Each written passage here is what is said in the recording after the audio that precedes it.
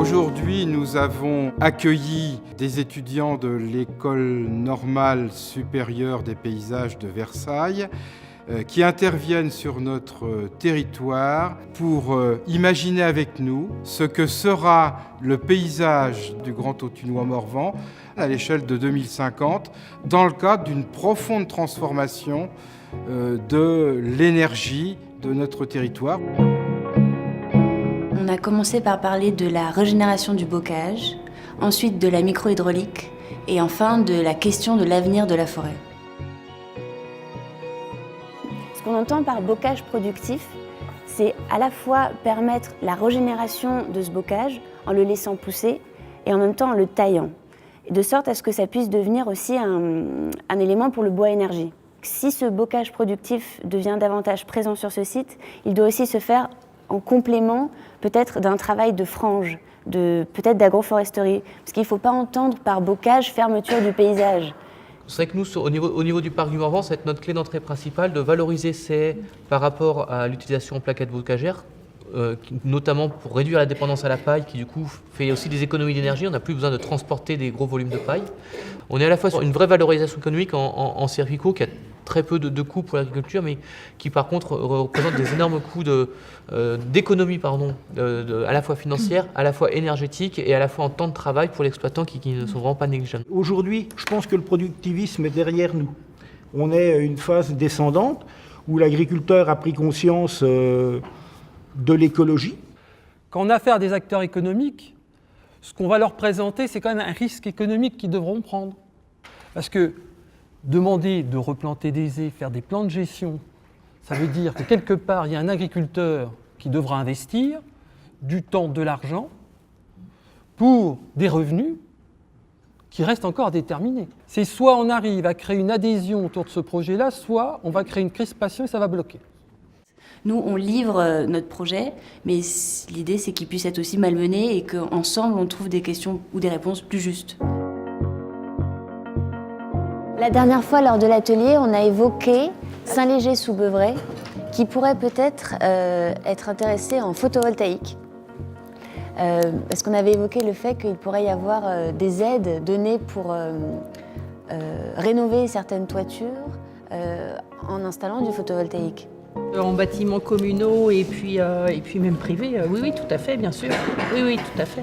La question du village solaire, c'était d'avoir une réflexion vraiment globale à l'échelle de la commune pour faire un peu un inventaire des toitures qui s'y prêteraient ou qui s'y prêteraient pas, pour voir d'une façon globale le potentiel et raisonner sur l'ensemble de la commune. La grande difficulté aujourd'hui, c'est le panneau, quoi. C'est le panneau et visuellement, et ensuite, alors même si on me dit que c'est mieux qu'avant, mais le recyclage ensuite du panneau. Et puis le photovoltaïque, c'est si on le pose sur des terrains qui ne sont pas trop en pente, c'est juste des piquets qu'on met. Donc on pourrait aussi imaginer que ça vienne occuper sur 10-20 ans des terrains en attente, des terrains pollués. On est bien sur de la reconquête de territoires dégradés, donc là on est aussi sur une plus-value par rapport au paysage et au cadre de vie. Ces moulins qui, avant, avaient des usages notamment de faire de la farine, de autre chose, pourraient très bien nous produire du courant. Il y en a qui le font d'ailleurs, je pense. Mais quand on voit justement tous les problèmes qu'on a liés à la continuité écologique des cours d'eau, où on nous menace de les démolir, ces moulins, alors dans tout ça, il faudrait peut-être, effectivement, c'est toute une question d'équilibre qu'il faudra voir.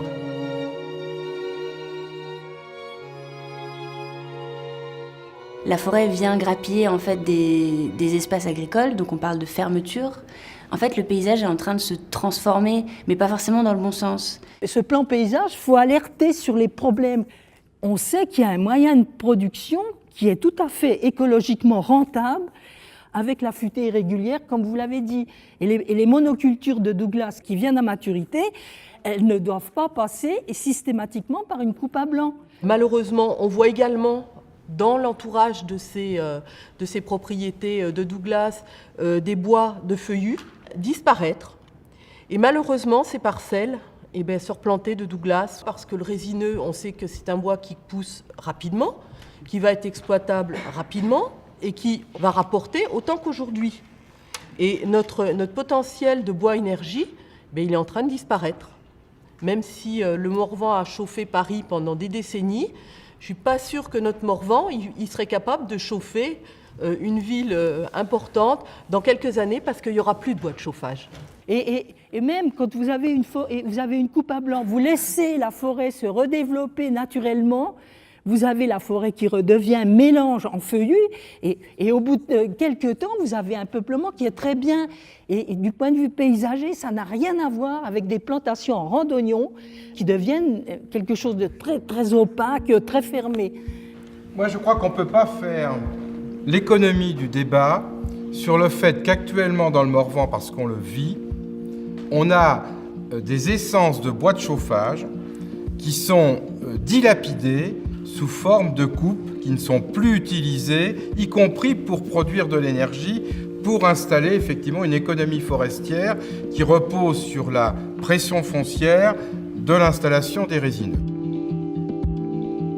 Et le paysagiste, lui, il essaye de retrouver un peu ce qui peut être l'essence de ce paysage et d'ici 30, 40, 50 ans, vers quoi il devrait tendre pour être véritablement lisible et diversifié. On ne conserve pas, on accompagne une trajectoire. Le paysage, il est forcément en évolution, mais il peut avoir différents types d'évolution. Et nous, on essaye de montrer celle qui pourrait être la meilleure pour le cadre de vie des habitants et la plus cohérente par rapport au paysage qu'on a pu saisir sur ce lieu-là.